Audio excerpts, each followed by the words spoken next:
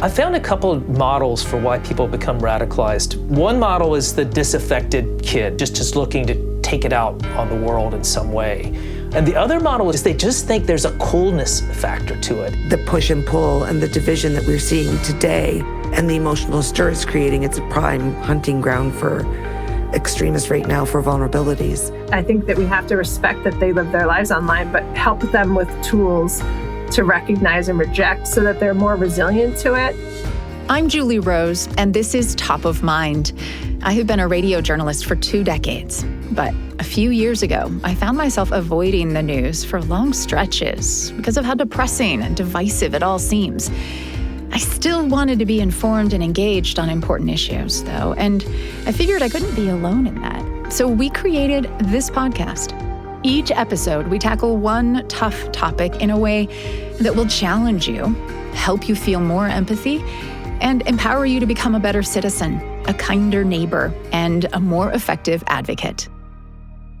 Today, the ongoing threat of radicalization and why we need new ways to prevent it. My name is Christiane Boudreau. I'm the mother of Damien Clermont, who was killed fighting for ISIS in Syria back in 2014. He was a great kid, actually. He was extremely intelligent, empathetic. I got called in several times at school. Kids were being bullied and he would stand up for them. He wouldn't fight, but he would block. Just like anybody else, the teen years are the toughest. His father and I had split, and I'd moved in with somebody who was quite abusive and had boy-girl twins, and we lost the boy. It was SIDS, and it was horrible, and I went into a complete depression and spiral, so I think he lost his mother at the same time. And it created some depression, anxiety. He became agoraphobic, dropped out of high school, spent a lot of time on the computer by himself. He just started shutting himself off. I was very, very naive. Not having the knowledge or understanding of these types of extremist groups or anything else, I would have never in a million years had imagined that was the direction he would go in. I just didn't even know it was an option to begin with. It wasn't even on the radar. When Christiane Boudreau's son Damien went to Syria in 2012, ISIS was not yet a household name, and Americans were still preoccupied with the threat of another 9/11-style terrorist attack on the homeland. The idea that a foreign terrorist group might recruit thousands of young men from the US, Canada, and Europe to come to the Middle East and join them seemed preposterous to most of us, until ISIS did it. And then it was all we could talk about. It seemed like every day brought a new shocking story of ISIS capturing huge swaths of territory in Iraq and Syria, kidnapping ethnic minorities, executing people on camera and circulating the videos online. By 2017, the U.S. and a coalition of more than 80 countries had had enough, and they ran ISIS out of its strongholds, killed the group's top leaders, and declared victory. But that wasn't the end. Instead, ISIS reinvented itself as an even greater threat to the United States homeland, and did so more successfully than any other foreign terror group. National security experts now say a 9/11-style attack is no longer the main worry.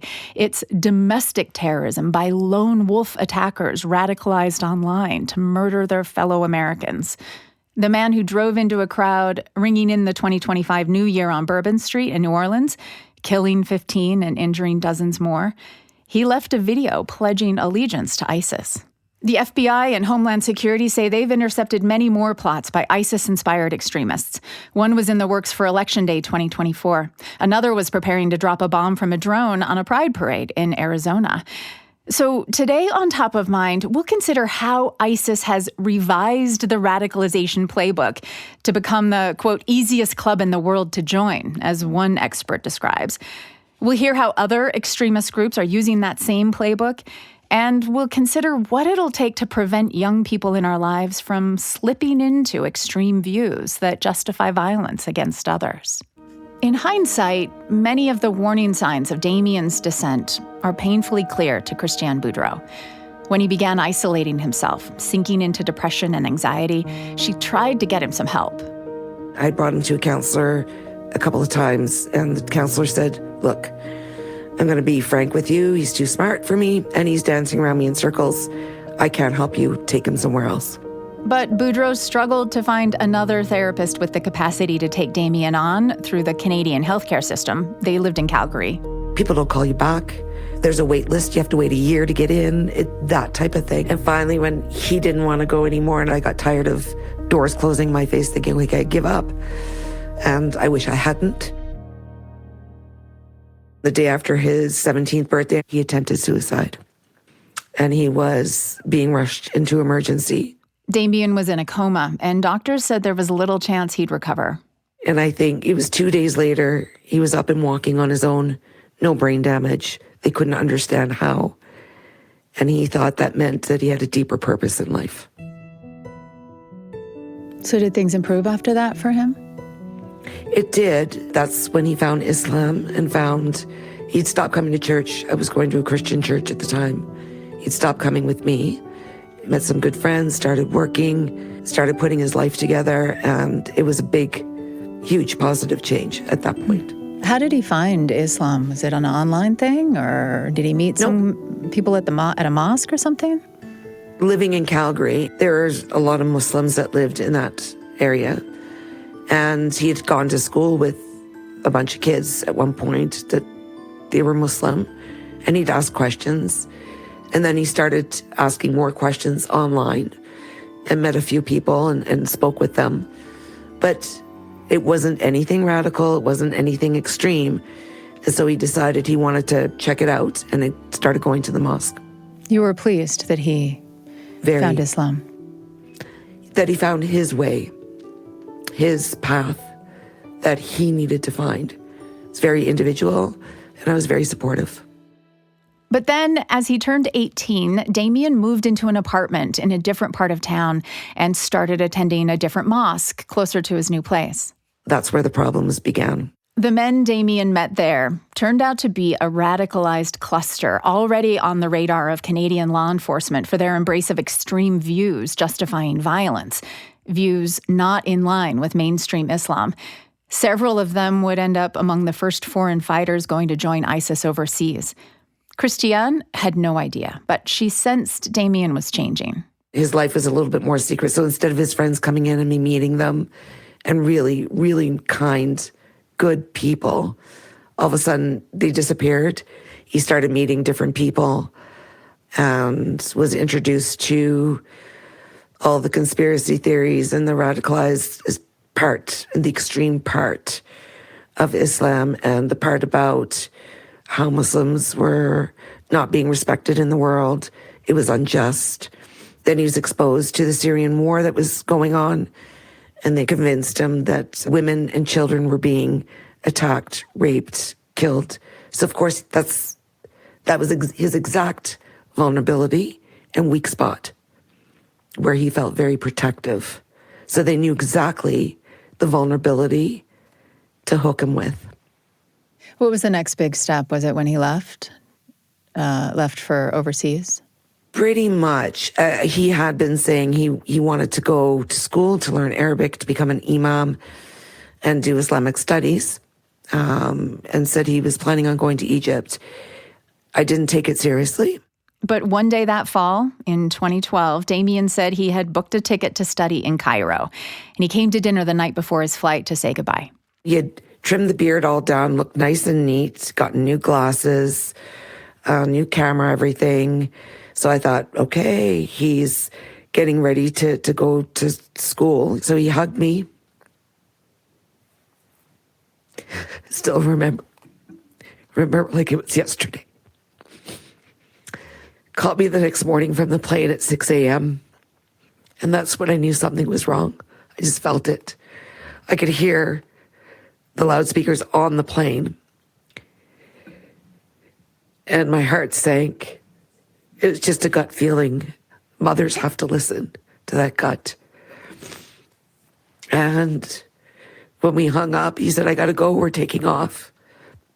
I cried all day. I just knew something was not right. So that would have been the middle of November 2012. And I didn't hear from him again until January 2013, by which time I'd been visited by Canadian authorities. And then that's when they said, look, we've been watching your son for the last couple of years. We believe he's gone over to Syria to fight with a terrorist organization against Bashar al-Assad. Boom. I was just in shock. I didn't understand what was happening. I finally heard from him.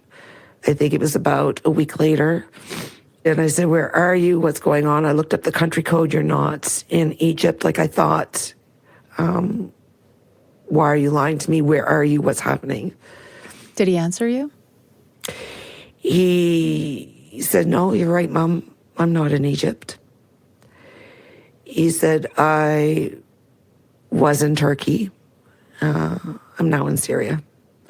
And if we're going to continue having conversations, I need you to let it go so we can talk. Was he telling you what he hoped to accomplish? He just said, Mom, women and children are being murdered and raped and pillaged here. They need help. And I'm here to help them. And that was that. For the next year, Christiane heard from Damien sporadically. Their interactions were getting more and more strained. He was completely indoctrinated at that point. I mean, he wouldn't even tell me he loved me anymore. And he was somebody that would tell me several times a day. So it was just, he was completely shut down. By this point, I had learned a lot about the organization, about what was happening. I spent countless hours on YouTube watching videos, taking over their documentaries, reading articles, you name it, anything. I was obsessed. I could get my hands on to try to understand better and try to figure out how can I break him away from this and get him to come home safely. Finally, in January 2014, she connected with an international expert named Daniel Kohler, who was in the process of founding the German Institute of Radicalization and De-Radicalization Studies. And the day after, he emailed me with all the steps to take to try to reconnect with Damien, to try to pull him back emotionally. The next day is when I got the phone call that there was a post on Twitter stating he'd been murdered. So it was too late. My understanding was they were taken over by one of their enemy groups and he was executed at gunpoint. I decided that as tragic as it was and painful as it was and horrible, that I wanted some good to come out of it, and that would be part of my healing journey. And that after having no warning, no understanding, being completely in the dark with everything, I wanted to give other people the opportunity to save their kids that I never got. She partnered with that de-radicalization expert Daniel Kohler to start a nonprofit support network for families who'd lost a child to radicalization. It's called Mothers for Life. We did classes and stuff for them to understand the indoctrination, the psychology behind it, how it works, and how we could continue to network. So not only could we help other families hopefully speak out and educate people to keep their kids at home, it's more the prevention side that we were aiming for. Was any of it successful at bringing someone home? I don't think we ever were able to bring anybody home at that point. We did prevent people from going, turn things around, get the supports in place, and bring the family back together. And actually, I remember in south of France, we were in one school, one of the mothers and I, doing a presentation there, and there were two kids. The teachers pointed out that they were concerned they were going to travel to Syria. This is when the people were still going. And at the end of our presentation, we played very much to the emotions and the feelings and the hurts that it put their mothers through, us being the mothers. Most of the kids, after we had done our presentations, were crying. And the two boys that the teachers were concerned about, waited and asked if they could see us alone. And they've been crying. And that was it. They snapped out of it. It woke up the emotions in them on the other side, and the fear and the pain. And they no longer wanted to travel That was it. They reconnected with their families. What are the warning signs that maybe you missed and that you encourage parents to be on the lookout for? So if you notice your kid is depressed, secluded, they're letting grooming habits fall by the wayside, spending more and more time alone, disconnecting from the friends that they do have, pulling back from the activities they used to do, hobbies, sports, all those shifts in behaviors and personality, that's a huge indicator that something else is going on. And they're plugging in somewhere else and becoming much easier targets. The push and pull and the division that we're seeing today and the emotional stir it's creating, it's a prime hunting ground for extremists right now for vulnerabilities. And parents need to reach out. You might be scared of judgment, but it's worth it. Who cares? Let people judge. Reach out for that support and help. Christiane Boudreau is the founder of Mothers for Life, and she's recently started a new project online at hoperegained.com with resources focused on building emotional resilience. A little later in the episode, we will speak to one of the nation's top experts on preventing radicalization to get some more advice on how to help young people who are at risk of embracing extremism of any sort. Now, 2014, the year Christiane's son Damien died fighting for ISIS, also marked the start of a major spike in domestic terrorism in the United States. The number of open domestic terrorism cases on the FBI's plate has more than tripled in the last decade. And the Department of Homeland Security says that it's increasingly common for violent extremists who are plotting attacks in the U.S. to have a kind of mishmash of motives related to race, religion, misogyny, or anti-government ideas that don't logically align, and they may even contradict. ISIS has been particularly good at capitalizing on that. People who are really, downtrodden, desperate, whatever, straits they're in, ISIS offers kind of a reason, an excuse for that kind of behavior. You're not just kind of blowing up things, but you're doing it for a cause. The dangerous innovation of what you might call ISIS 2.0 is next on Top of Mind from the BYU Radio Podcast Network. I'm Julie Rose. Hey folks, I just want to pop in and tell you about something I've really been enjoying lately that I think you're going to love. It's called Frame Change.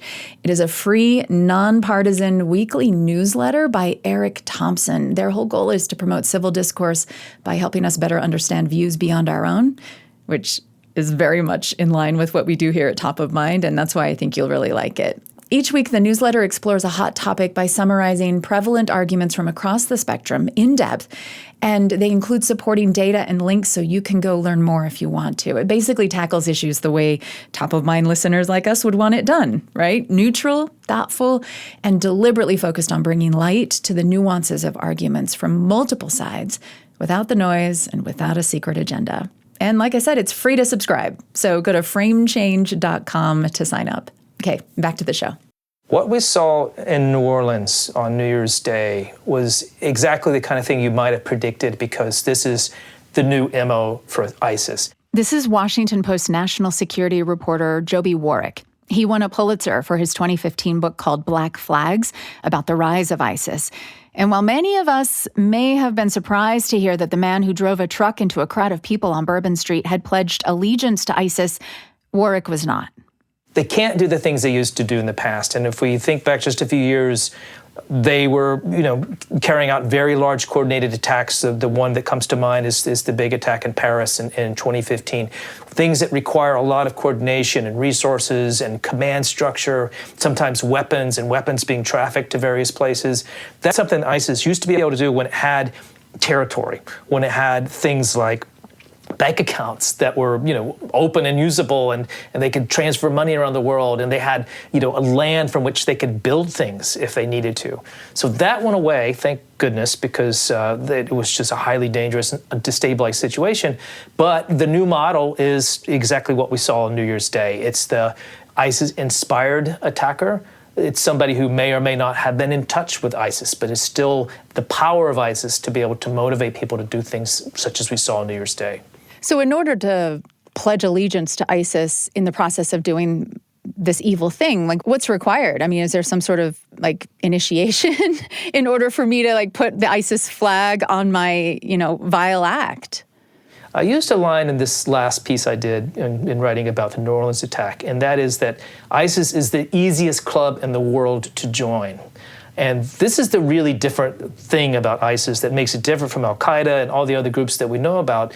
Al-Qaeda, you had to become a member. You had to go through an indoctrination. They had to accept you. They had to train you, decide whether they'd like you or not, and then maybe give you an assignment. ISIS is completely democratic in the sense that you are a member of ISIS if you do something and invoke our name. And that's all it amounts to. You don't have to sign up for anything. You don't even have to tell us in advance what you're doing. Commit an atrocity. Tell us that, tell the world that we were responsible or that you were inspired by us, and voila, you're in the group. And that is the truly frightening thing about this group today is it doesn't require any kind of contact necessarily. It just requires a motivation, a bit of inspiration, a willingness to do something in the name of ISIS, and you're in the club. How is ISIS reaching individuals in the United States and sort of encouraging them to go wreak havoc and do violence in their name? So there are a couple of ways that ISIS reaches out, and one is the sort of the old school way, which is that someone is disaffected for whatever reason, and they reach out. They look on the internet, they find someone, they kind of try to establish a contact and maybe talk on a private chat, and that's something we've still see quite a lot actually. The other is much more insidious, and the really disturbing thing that we're seeing in the last few years is ISIS reaching out to very young people, sometimes haven't even reached puberty yet. But they are able to do that through things like video games, through chat programs that are part of the video game community. You can send messages back and forth. You can, trade images and that kind of thing. And so what we've seen, there's just really shocking instances of children, 12, 13-year-olds old, downloading hundreds and sometimes thousands of ISIS videos and just kind of soaking in that horror and those awful messages and then becoming inspired to do something about it. That's the model. It doesn't necessarily require anyone reaching out to ISIS. You don't need somebody who says, "Oh, I got to find somebody in ISIS to talk to." ISIS finds ways to reach people and where they are, and that's kind of the scary model we're seeing these days. Does ISIS give instructions? ISIS gives instructions in the sense that there's a lot of material that is out there that they've put out. That essentially, it's everything from, how to make a bomb, best way to drive a car into a crowd. Here's the kind of vehicle that works the best. You want to attack a concert. Well, here's what we think you should do. And it's really kind of chilling to see what people can find online and then become motivated to do something. The one that I've been writing about lately is this Taylor Swift plot that took place last summer. So this was a case, international celebrity superstar singer Taylor Swift was having a concert in Vienna, Austria, and a young man, just 19 years old, decided that this was going to be his big attack. And he developed this plan in concert with an even younger man, a kid who was just 17 years old. They had a means in this case because one of them, the younger one, actually worked in security for the concert company that was putting on the show. The only thing that made it go wrong was this kid ended up talking to the wrong person online, someone he thought was the Islamic State, and either wasn't or was being listened to by someone in the law enforcement community who sort of got wind of this plot and was able to stop it. But everything was there. Even though these guys are really young, they could have done something potentially really, really terrible. And when CIA officials have talked about it, they talk about the potential for large numbers of casualties if everything had come together as these guys planned. And what were you able to learn about what led these young men to also want to kind of do this in the name of ISIS? I found a couple of models for why people become radicalized, and particularly young people. And there's one model is the disaffected kid, the kid who's just, hates his life, hates the way that things have turned out for him, and he's just looking to take it out on the world in some way. Sometimes in this country, we see people just, because they're upset at their friends at school and they get a gun somehow and kill a lot of people. But ISIS offers kind of a reason, an excuse for that kind of behavior. You're not just kind of blowing up things, but you're doing it for a cause, and that's appealing to some people. And the other model is just and we particularly see this with really young people, is they just think there's a coolness factor to it. And that's hard for us to get our head around, but it's the symbolism, the kind of the dress, I wrote a book about this sort of charismatic man who became sort of the godfather of ISIS. My book, Black Flags, is really about this one man named Zarqawi. And he was very different from bin Laden, who was kind of an old guy who preached long, boring sermons and looked like he was 1,000 and just was not very appealing to young people. Zarqawi wore kind of a do-rag and cool sneakers and dressed like a ninja. Had videos of himself firing a machine gun from the hip. Very kind of vital and vigorous and manly, frankly, and he becomes an icon. And to this day, young jihadists love to watch videos of Zarqawi because there was this coolness factor in their mind. And you see that too with these young people who download these awful videos, and they really are nauseating to watch. And I must say, from my work, I've seen so many of them, it's just numbing after a while, because they keep inventing new ways to kind of shock people and often involving executions. And you see people drawn to it because they just think it looks great and they would love to be that themselves. And sort of the giving credit to ISIS or recording the video that pledges allegiance to ISIS and leaving it in the car before the attack is, I guess, then becomes a way of sort of, it just makes them feel cooler. Or makes their own suffering make sense to them. And I think about this incident in New Orleans.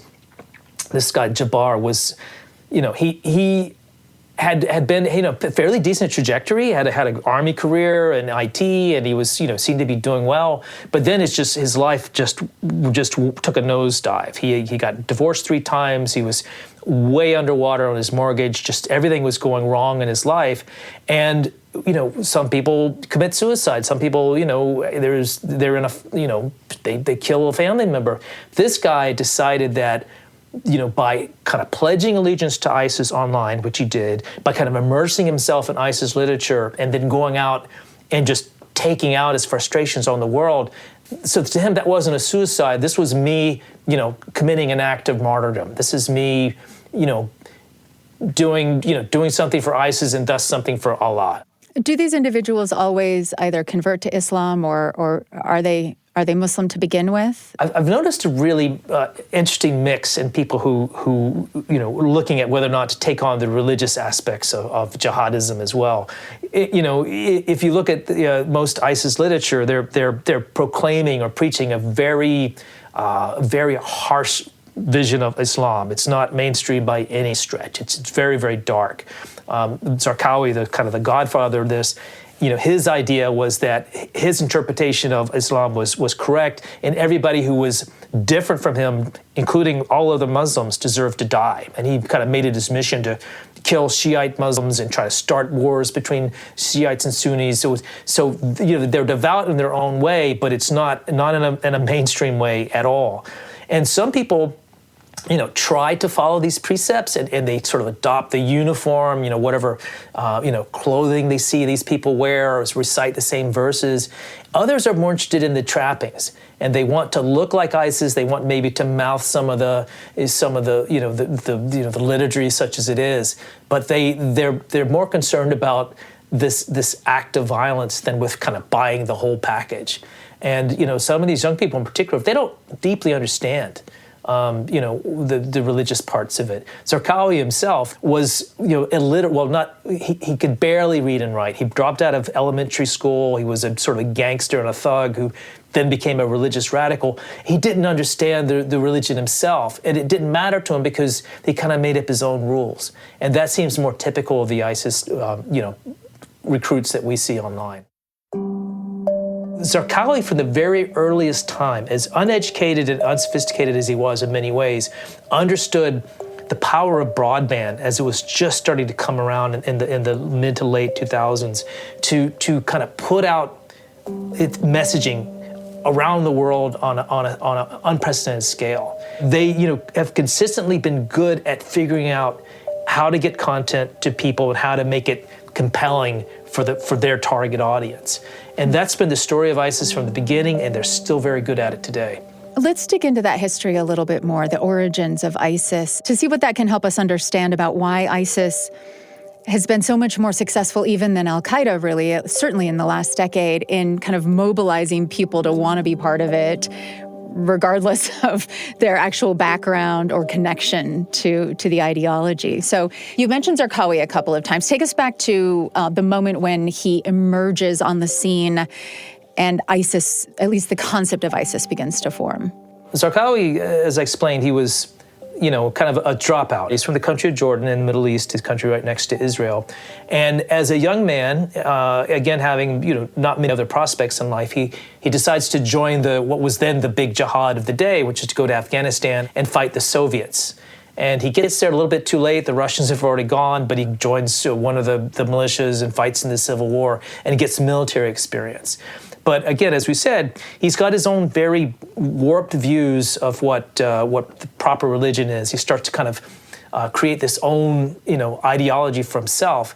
And he goes to Osama bin Laden, who's still in Afghanistan at this time, and tries to join up, wants to be part of al-Qaeda. This is pre-9/11. This is pre-9/11, so this is in the 90s. And al-Qaeda looks at him and says, "You're too crazy for us." So they reject him. And he ends up going on his own way. He goes to another part of Afghanistan, starts his own little group. And al-Qaeda gave him some money and said, God bless you, do your own thing, but you're not part of us. That little cell that Zarqawi created ends up kind of being transplanted to Iraq just before the U.S. invasion in 2003. So when American forces come into Iraq in that year and the government of Saddam Hussein is toppled, Zarqawi and his movement, his cell is there, and they start to see an opportunity to really draw attention to themselves. And he starts doing things like trying to create chemical weapons, trying to create a training camp. The goal was to sort of drive Americans and drive the West out of Islamic lands, to kind of all these corrupt Muslim leaders should be kind of thrown out and killed, and we should have this new caliphate, meaning that everybody in the Islamic world is subject to one system and to one government structure. And al-Qaeda saw that as kind of a future goal, something they would eventually aspire to. Zarqawi gets the idea that we should try to do it now. And that's always been something that was different about him. He really thought that God had appointed him to become the leader or the spark to create this new caliphate. And he saw in Iraq, when Americans came in and he saw an opportunity to go to war against them, that this was his path to becoming the spark, somebody who's going to kind of create an Islamic state, and the whole world, the Islamic world, would kind of unite around him. And he doesn't live to see that. He gets, the Americans end up targeting him. He gets killed in 2006. But the remnants of that group, which was then called Al-Qaeda in Iraq, it was sort of an Al-Qaeda franchise, that is what becomes ISIS. They changed their name, they changed their leadership.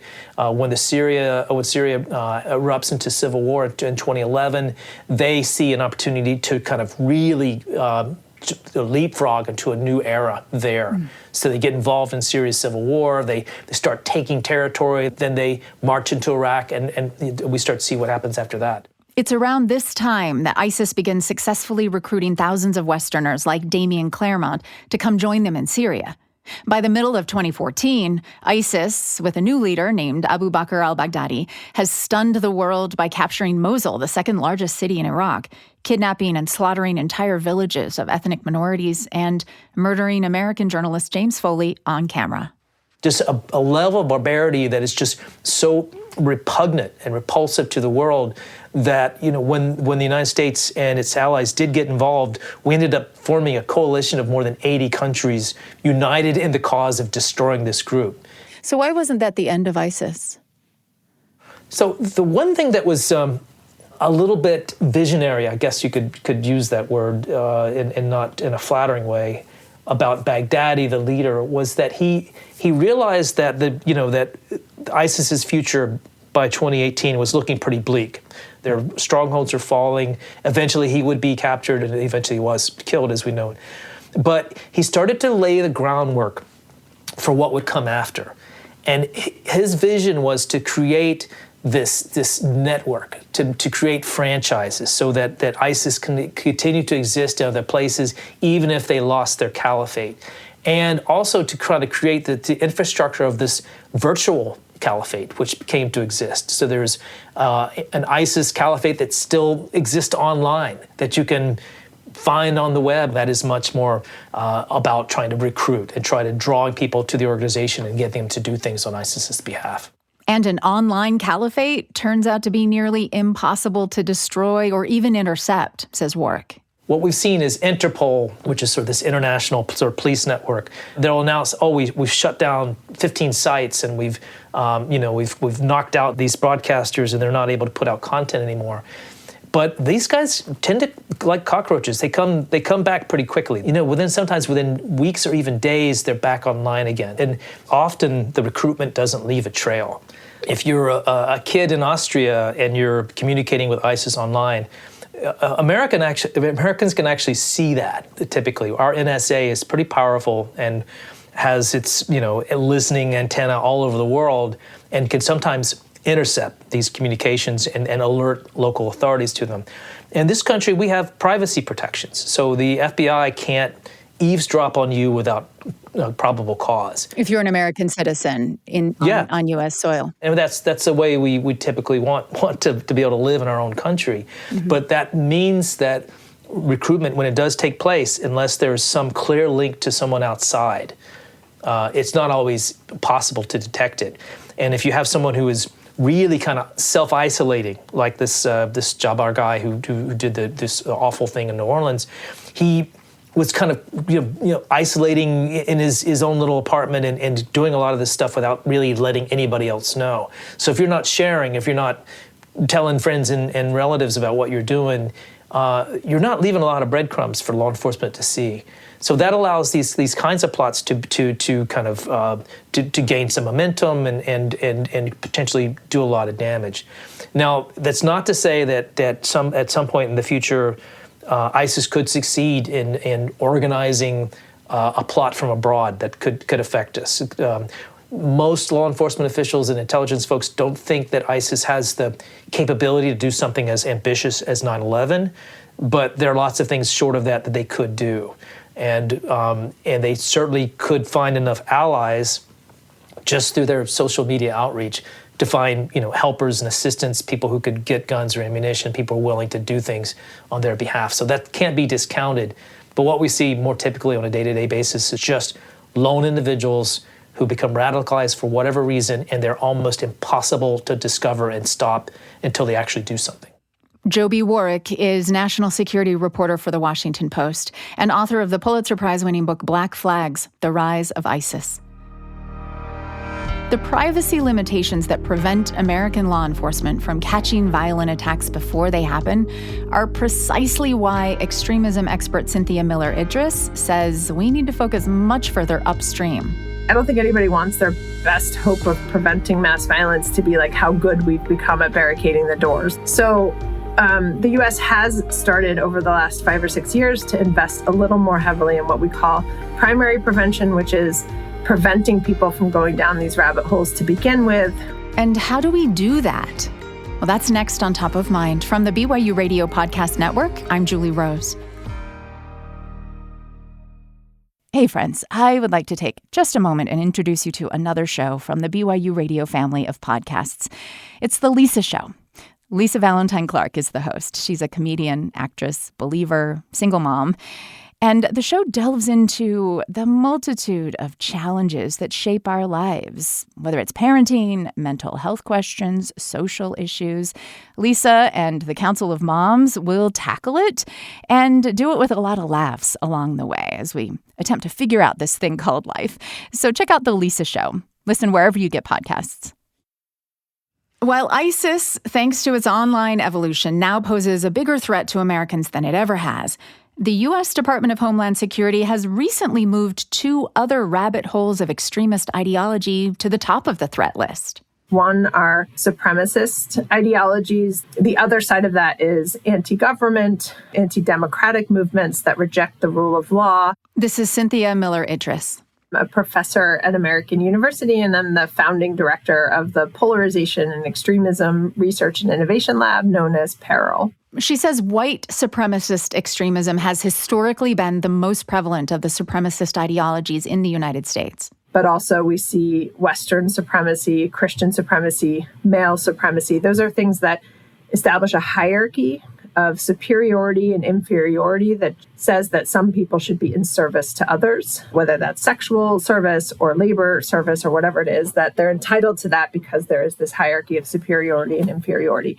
And that sometimes that creates then an us versus them existential threat that has to be met with violence. That's where the real extremism part of it comes in. And just to be clear, extremism in the context of national security is not simply holding what some might consider an extreme political, social, or religious view.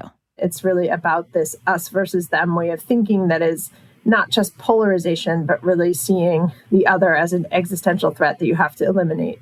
And like we see with ISIS, people committing violence in the name of white supremacy or anti-government extremism in America today generally have no affiliation with an actual group.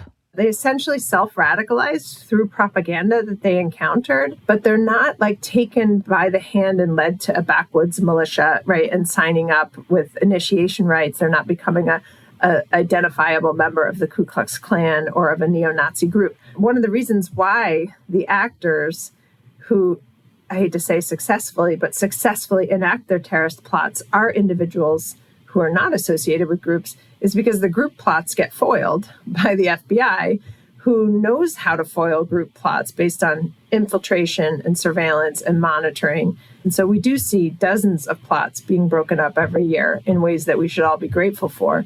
But the ones who slip through the net they're impossible to break up with those tactics because they are not talking to people about their plans. They may have a manifesto. They may issue enough warning signs that FBI goes to investigate and finds a cache of weapons or bomb materials. We've seen that happen. So they can be stopped sometimes, often through the alert eyes of civilians who notice things and report. But a lot of times, even those reports find there's nothing illegal happening yet. And so, the El Paso's terrorist mother, I think, called the police, right? The Buffalo terrorist was reported and evaluated, right? And if there's nothing that comes to light, that still can't be stopped in time. At least from a law enforcement perspective, you can't arrest somebody for saying hateful things online. Right, or even for owning a weapon that's legally owned. Dr. Miller-Idris, could you describe one of the most common pathways that someone goes down? One of the most common pathways for boys, especially teenage boys, is a self-help search. So they might be feeling depressed or isolated or don't have any friends, or often, how do I get a girlfriend, right? And run a search like that. And they land on an influencer who shows up in their feed, like Andrew Tate or somebody else from in a realm of what we call the manosphere, who introduces them to a set of steps, often for success in life. Sometimes those influencers offer very practical advice that does help. Get to bed at a regular time, get 8 hours of sleep, drink more water, get to the gym, but then are often packaged with scapegoats like feminists or women or Jews for who is the problem that's led you to be in this situation, or immigrants, right? And so that can be a pathway that then, through recommended videos that come because of how algorithms often recommend ever more salacious videos, that very quickly lead you down pathways that can really further radicalize and cause harm, whether that's telling you that it's Western civilization that's the problem with these decadent Westerners, and so you come join ISIS and fight, or whether it's women who are the problem and feminism is to blame. It's gone too far and it's disadvantaged boys and men. And so join up with this group of violent incels, they called, or misogynist incels, right? So in my lab, that's the number one request we're getting from schools right now. The place where schools and teachers are having the biggest set of struggles is with boys who are using AI-generated nude undressing apps to create nude photos of girls, or saying things like, go put on your handmaid's dress, or girls should be maids from a 10-year-old, or we should repeal the 19th, women shouldn't vote, it should be one household, one vote. There's just a lot of toxicity circulating in spaces that target boys and men that are creating these challenges that teachers don't know how to deal with. What is the intervention that parents could even tap into or a concerned teacher. If you have a young person, let's say it's a young man who does seem to be going down some of these dark rabbit holes, and you've seen some of these. Well, let's talk about, first of all, what would be some of the things to look for to know that an intervention might be necessary? Well, so there are a couple different things. The behavioral indicators that are still very important: isolation, depression, becoming more sullen, not talkative, hiding in a device, maybe. All those kinds of things. By the time they're at that stage, like with any other problem, addiction or other types of problems, there's probably harm happening already. So ideally, you want to get them before that to prevent things from getting worse. And the key to early detection, says Miller Idris, is to always be listening and curious about what kids are laughing about and what they're sharing with each other. What memes do they find funny? What new phrases are they using in conversation? I had a parent, who told me, for example, that he overheard his teenager in the other room, and I won't repeat what the kids said because it's horrific, but as they were putting a frozen pizza in the oven, said something about the Holocaust. And he asked him about it later, and the kid said, "Oh, Dad, it's a meme. Everybody says that. Like, just knock off." And of course, if you Google that, there are a bunch of memes that are awful about frozen pizzas.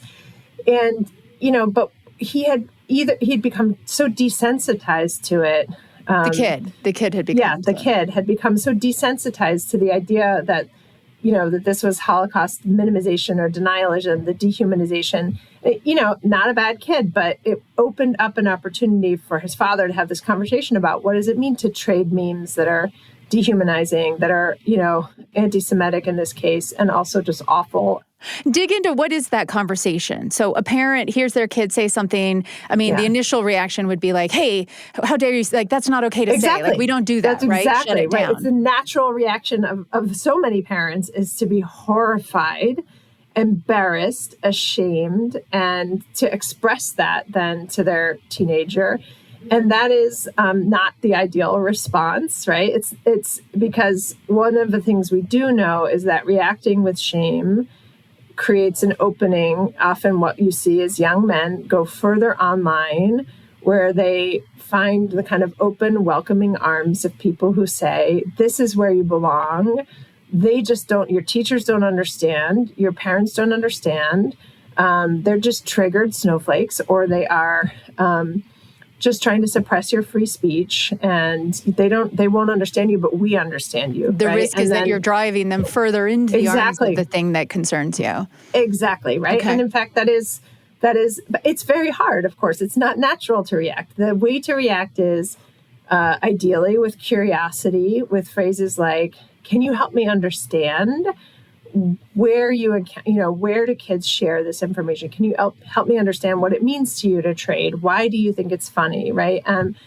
This isn't something that my generation had, right? So, but where are you going with that curiosity, right? I mean, there has to be some next step that helps the kid to understand something. So one of the things that, ultimately kids have, if you're talking about a 17-year-old or a 16, 18-year-old, they have the right to be ideologically in a range of opinions. And so, what you want is at least for a child to understand how they're being influenced, how they might be, so first trying to understand where they're learning the information. The second step we find the most effective way at getting behavioral change and attitudinal change from teenagers is to help them understand how they're being manipulated or potentially manipulated by people online who are trying to get them to do something or believe something that may not be in their best interest.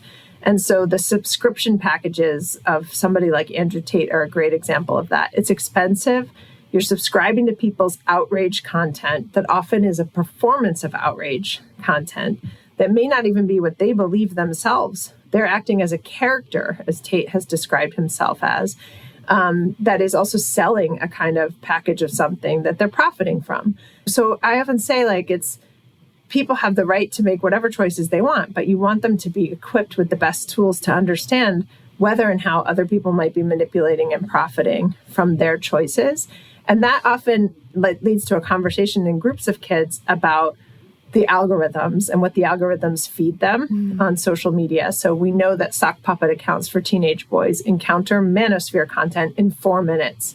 Sock puppet accounts? Sock puppet, meaning researchers set up fake accounts for 16-year-old boys, right? Oh, I gotcha. And okay.